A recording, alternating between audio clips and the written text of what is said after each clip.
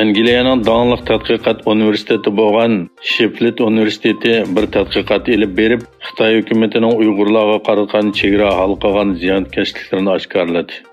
Sheffield universiteti Angliya va Turkiyadagi 120 dan ortiq Uyg'ur haqida tədqiqat elib berayotganligini xabar qildi. Tədqiqat qatnaşqan Uyg'urlarning Xitoyning chegara sirtidagi Sharq Turkistonliklarga ma'muriy tahdid, qora chaplash va josuslik qilish usullarini tafsiliy tushuntirganligi bayon qilindi. Tekshirilgan Uyg'urlarning ko'pinchisi Turkiyadagi cheg'ida Xitoy soqchilari yoki davlat bexatarlik xodimlarining telefon tahdidiga uchraganligini, ularning doim Sharq Turkistondagi oilasiga ziyon selish bilan tahdid soldiganligi yoki oila tavobatlarining majburiy lagerga elib ketilganligini bildirgan. Sharq Turkiston O'limalar birligining muavin raisi Mahmudjon Damulla va boshqa Abdurazzoq O'chatdan tashkillangan bir hay'atning Indoneziyaning poytaxti Jakartada Xitoyning Sharq Turkistondagi irqiy qirg'inchilik jinoyatini, jumladan islom va musulmonlarga qarshi terror siyosatini islom dunyosida kun tartibga keltirish plan doirasidagi faoliyati davom qilmoqda. Şunun bilan birga Xalqaro Sharq Turkiston Tashkilotlar birligidan tashkillangan bir hay'atning 10 apreldan boshlab Malayziyada faoliyatda bo'layotganligi bildirildi. Amerikadagi dаңlıq xususiy universitetlardan bo'lgan Tufts universitetining kundalik gazeti Xitoy davlatining ziyonkashlikka uchrayotgan Uyg'urlarga yordam qilish haqida bir parcha tahrirot maqolasi e'lon qilgan. Maqolada mazkur universitet aspirantlarda injenerlik kasbi bo'yicha o'qiyotgan Kavsar Voyitning Xitoy doiralari tomonidan tutqun qilingan singlisi Kamila Voyitning oqibatini surishtirib qilgan harakati tafsili tunishtirilgan hamda bu asosda Xitoy hukumatining Uyg'urlarga qaratgan keng ko'lamli ziyonkashligi tushuntirilgan.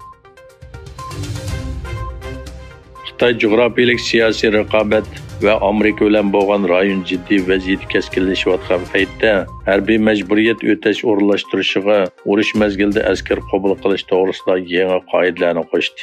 Yangi belgilamada urush yuz berganda askar qabul qilishning urush tayyorligiga markazlashadiganligi, yuqori kalibrli qismlarda vazifa o'tagan askarlarning qaytadan armiyaga chaqirtirilganligi o'tirg'i qo'yildi. Yevropa İttifaqı İcraiya Komitetining raisi Ursula von der Leyen Xitoy ziyoratidan keyin 2020 30 dekabr prinsip jihatdan ma'qullangan Yevropa Xitoy universal mablag' selish kelishimining butunlay to'xtaganligini e'lon qildi.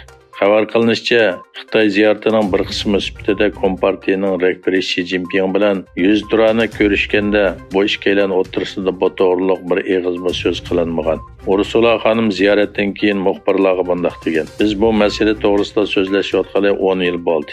Bugun bu kelishim to'g'risidagi suhbat o'ldi." Hindiston doiralari Xitoyning ichki davlat chegarasidagi Arunachal Pradesh o'lkasidagi talash tortishdagi joylarning nomini o'zgartirishga uringanligiga qarata keskin inkos qaytardi.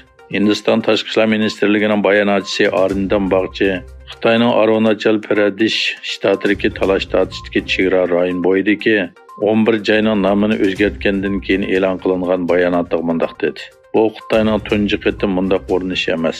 Buni rad qilamiz." Arunachal Pradeshning Hindistonning ayrilmas bir qismi ekanligini ta'kidlagan Bag'chi, yolg'on ism qo'yishga urinish bu reallikni o'zgartirmaydi dedi.